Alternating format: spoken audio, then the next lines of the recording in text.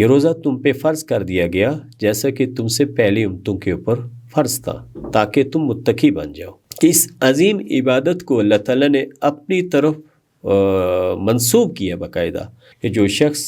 صحیح معنوں میں اس روزے عبادت کا اہتمام کرے گا تو قیامت کے دن یہ روزہ اس بندے کے لیے سفارش کرے گا۔ یہ فرمائیے کہ روزے کی حکمتیں کیا؟ ان تمام برائیوں سے اپنے آپ کو جب بچاتا ہے تو یہ بیس بن رہا ہوتا ہے رمضان کا یہ مہینہ یا روزے کی یہ عبادت، تو اس سے اس کے اندر ایک تقوی پیدا ہوتا ہے۔ پیٹ بھر کے کھانا کھانا اسلام نے اس کو اچھا نہیں سمجھا ہے۔ روزہ انسان کی صحت کے لحاظ سے، اس کی بدن کی بہتری کے لحاظ سے بھی ایک بہت مفید چیز ہے۔ قرآن میں اللہ نے فرمایا وَمَا جَعَلَ عَلَيْكُمْ فِي الدِّينِ مِنْ حَرَجٍ، اس دین میں ہم نے کوئی تنگی مشقت آپ نہیں رکھی۔ وہ دعوت دینے والا اینکر پرسن ہے یا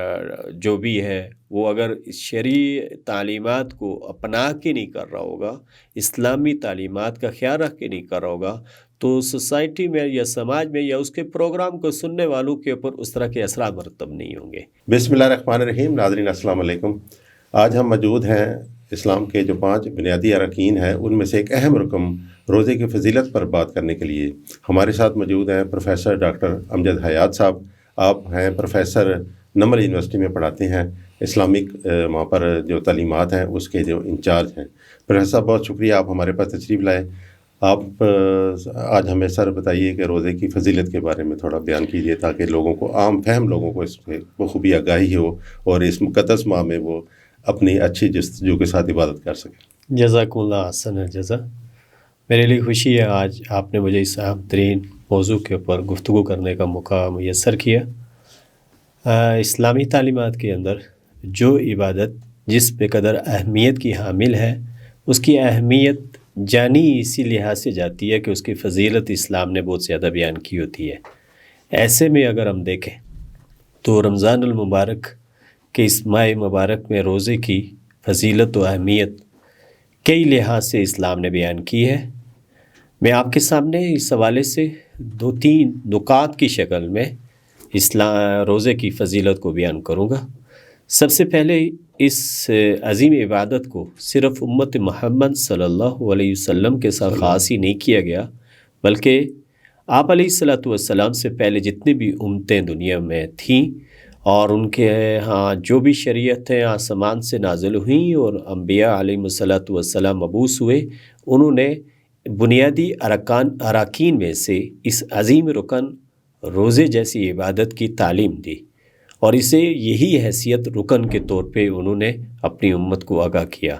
قرآن کریم کی ایک آیت بھی اس حوالے سے ہمیں تعلیم دیتی ہے جس میں اللہ تعالیٰ کا ارشاد ہے یا ایھا الذین آمنوا کتب علیکم الصیام کما کتب علی الذین من قبلکم لعلکم تتقون۔ اے ایمان والو،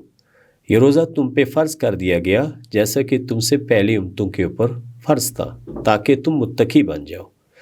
تو ایک اہمیت تو اس روزے کی اس حوالے سے اس آیت سے ہمیں سمجھ آتی ہے کہ یہ سابقہ امتوں کے اندر بھی مشروع رہا۔ دوسری فضیلت دیکھیں تو اسلام نے ہمیں یہ بتائی اس روزے کی کہ یہ انسان کے جو پورے سال کے اندر گناہ، انسان ہے، انسانی فطرت کے اندر چاہے اسلام ودیت کیا گیا ہے لیکن انسان سے لغزشیں ہوتی ہیں، کوتاہیاں ہوتی ہیں، چھوٹے بڑے گناہ اس سے سرزد ہو جاتے ہیں۔ لیکن یہ روزے ایک ایسی عبادت ہے کہ اس کے اہتمام سے اس کے سابقہ جتنے گناہ ہیں اللہ تعالیٰ معاف فرما دیتے ہیں جب روزے کی اس عبادت کے اندر ان آداب کا خیال رکھا جائے جو اسلام نے ہمیں بتلائے ہیں یا بیان کیے ہیں۔ اور حدیث ہے نبی صلی اللہ علیہ وسلم نے فرمایا من صام رمضان ایمانا و احتسابا غفر له ما تقدم من ذنبه۔ جو اللہ تعالیٰ کی رضا کی نیت رکھتے ہوئے اور اجر و ثواب کی سوچ رکھتے ہوئے اس روزے کی عبادت کا اہتمام کرے گا، اللہ تعالیٰ اس روزے کے بے سبب اس کے پچھلے سارے گناہوں کو معاف فرما دیں گے۔ تیسری فضیلت کے حوالے سے پوائنٹ اگر ہم دیکھیں اسلام نے جو ہمیں بیان کیا ہے وہ یہ کہ اس عظیم عبادت کو اللہ تعالیٰ نے اپنی طرف منسوب کیا باقاعدہ۔ حدیث کے لفظ سے صوم لی، یہ روزہ میرے لیے ہے۔ تو یہ جو اللہ تعالیٰ نے روزے کو کہا متعلق یہ تعلیم دیتے ہوئے فرمایا کہ یہ میرے لیے ہے، حالانکہ ہر عبادت اللہ تعالیٰ کے لیے ہی ہوتی ہے، نماز وہ اللہ کے لیے ہوتا ہے، حج اللہ کے لیے ہوتا ہے، تلاوت بندہ کرتا ہے قرآن وہ بھی اللہ تعالیٰ کے لیے کرتا ہے، لیکن یہ جو اللہ تعالیٰ نے حدیث کے تناظر میں نبی صلی اللہ علیہ وسلم نے فرمایا کہ اللہ فرماتے ہیں الصوم لی، کہ اللہ فرماتے ہیں یہ روزہ میرے لیے ہے، تو یہ اپنی طرف جو اس کی نسبت کی، اس کے شرف کو، اس کے مقام کو، اس کی اہمیت کو، اس کی فضیلت کو بخشا۔ جیسے بیت اللہ ہم کہتے ہیں، کعبہ کا جو عظمت ہے، اس کا جو شرف ہے، مقام ہے، اس میں سے ایک بات یہ بھی ہے کہ اس گھر کو اللہ نے اپنی طرف منسوب کیا، بیت اللہ اللہ تعالیٰ کا گھر۔ تو اس لحاظ سے بھی دیکھا جائے تو اس روزے کی فضیلت یہ ہے کہ یہ اس کی نسبت اللہ نے اپنی طرف کی۔ ایک چوتھے پوائنٹ کی شکل میں ہم دیکھیں اس کی فضیلت کو تو وہ اس طرح سے بھی ہو سکتی ہے، اور اسلام نے ہمیں بتلائی ہے کہ ہر نیکی کا اجر و ثواب محدد شکل میں، مقرر شکل میں بیان کیا گیا، لیکن روزے جیسی عبادت کے متعلق یہ تعلیم دی گئی کہ اللہ نے فرمایا کہ یہ میرے لیے ہے اور میں ہی اس کا صلہ دوں گا۔ تو اللہ تعالیٰ کی جیسی شان ہے، جیسی اس کی عظمت ہے، جیسے اس کے خزانے کی وسعتیں ہیں، اسی تناظر میں اللہ تعالیٰ روزے دار کو اس کا اجر و ثواب بھی عطا فرمائیں گے۔ اس کے علاوہ روزے کے بارے فضیلت کے والے سے اسلام نے ہمیں یہ بھی تعلیم دی کہ جو شخص صحیح معنوں میں اس روزے عبادت کا اہتمام کرے گا تو قیامت کے دن یہ روزہ اس بندے کے لیے سفارش کرے گا۔ وہ سفارش ایسے دن میں سفارش کرے گا جس وقت انسان کو اللہ کی رحمتوں کی انتہائی ضرورت ہوگی، اور انسان بے بسی میں اور لاچارگی میں ایک حد کو پہنچا ہوا ہوگا، محشر کا میدان جسے کہتے ہیں، جب بندہ تلاش کر رہا ہوگا کوئی میرا یہاں سفارشی ہو، میری سفارش کرے تاکہ میں جہنم کے عذاب سے بچ سکوں، تو روزہ وہاں بندے کے لیے سفارش کرے گا۔ بلکہ اس کی فضیلت کے حوالے سے دیکھا جائے تو ریان ایک مختص دروازہ ہے، باب الریان، جو کہ صرف اس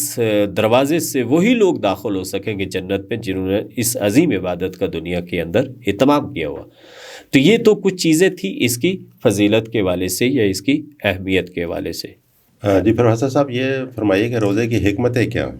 دیکھیں، پہلی بات تو یہ سمجھنی چاہیے کہ جو چیز بھی اللہ تعالیٰ نے مشروع ٹھہرائی، مکلف بنایا انسان کو عبادت کے لحاظ سے، اپنی اطاعت کے لحاظ سے، اس کے پیچھے کوئی نہ کوئی حکمتیں اور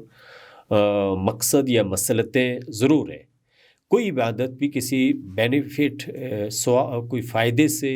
یا ثمرے سے یا مقصد سے یا مصلحت سے خالی نہیں ہے۔ ایسے میں اگر ہم دیکھیں تو رمضان کے مہینے میں اس عظیم عبادت کے اہتمام سے انسانی زندگی میں کیا تبدیلیاں آتی ہیں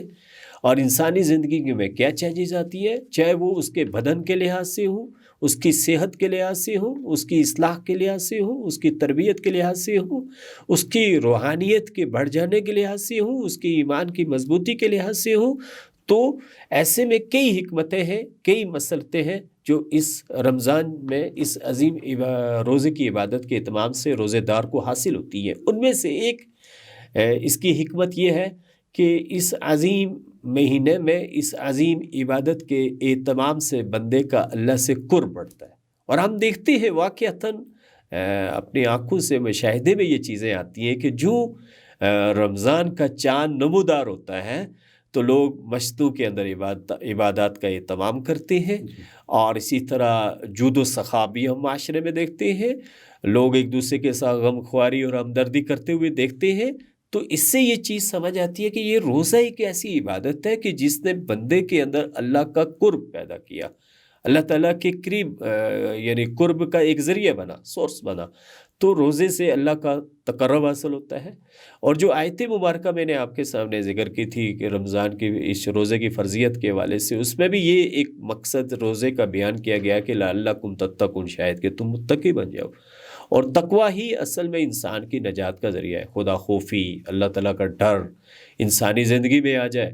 اور روزہ انسان کو باقی نیکیوں کی طرف لے کے جاتا ہے، کیونکہ تقویٰ کہتے ہیں اللہ کی اطاعت، تقوی کا کہتے ہیں گناہوں سے بچنا۔ تو روزے سے بندہ جہاں بے شمار عبادات کا اہتمام کر کے اللہ کے قرب حاصل کرتا ہے، وہاں غیبتوں سے، چغل خوریوں سے، کرپشن سے، مال کے اندر یا خرید و فروخت کے اندر دھوکہ دہی سے، غش سے، ان تمام برائیوں سے اپنے آپ کو جب بچاتا ہے تو یہ بیس بن رہا ہوتا ہے رمضان کا یہ مہینہ یا روزے کی یہ عبادت، تو اس سے اس کے اندر ایک تقویٰ پیدا ہوتا ہے، یعنی گناہوں سے اس اپنے آپ کو بچاؤ کا اس کے اندر داعیہ پیدا ہوتا ہے، سوچ پیدا ہوتی ہے، شعور پیدا ہوتا ہے، اور نیکیوں کی طرف اس کا ایک اہتمام اور رغبت بڑھتی ہے، تو یہ روزہ سبب بنتا ہے۔ تو روزے کے مقاصد میں سے ایک مقصد یہ ہے کہ انسان کے اندر تقویٰ پیدا ہو۔ اس کے علاوہ بھی بے شمار اس کے مقاصد ہیں، حکمتیں ہیں، اس میں سے صحت کے لحاظ سے جب اسلام نے ہمیں یہ عمومی تعلیم بھی دی ہے کہ انسان کو کم کھانا کھانا چاہیے، زیادہ پیٹ بھر کے کھانا کھانا اسلام نے اس کو اچھا نہیں سمجھا ہے۔ نبی صلی اللہ علیہ وسلم نے تعلیم دی ہے کہ آدم کے بیٹے کو اتنی غذا کا اہتمام کرنا چاہیے جس سے اس کی پشت سیدھی ہو جائے، مضبوط ہو سکے، جس سے عبادت کا اہتمام کر سکے۔ تو رمضان کے اس مہینے میں، اس روزے کی عبادت کے اہتمام میں جب معدہ خالی رہتا ہے اور انسان کو بھوک کا احساس رہتا ہے، پیاس کی شکل میں وہ پورا دن گزارتا ہے، تو یہ چیز اس کے بدن کی صحت کے لحاظ سے انتہائی امپارٹنٹ ہے، انتہائی اہمیت کی حامل ہے کہ یہ ایسے جو فضلہ ہوتے ہیں، جو ایکسٹرا چیزیں اس کی باڈی کے اندر ہوتی ہیں، وہ ساری چیزیں ختم ہو جاتی ہیں۔ تو روزہ انسان کی صحت کے لحاظ سے، اس کی بدن کی بہتری کے لحاظ سے بھی ایک بہت مفید چیز ہے۔ اس کے علاوہ سب سے بڑی بات روزے کی اس حکمت کے لحاظ سے اگر ہم دیکھیں وہ یہ کہ انسان کے اندر اللہ تعالیٰ کی نعمت کی قدر پیدا ہوتی ہے،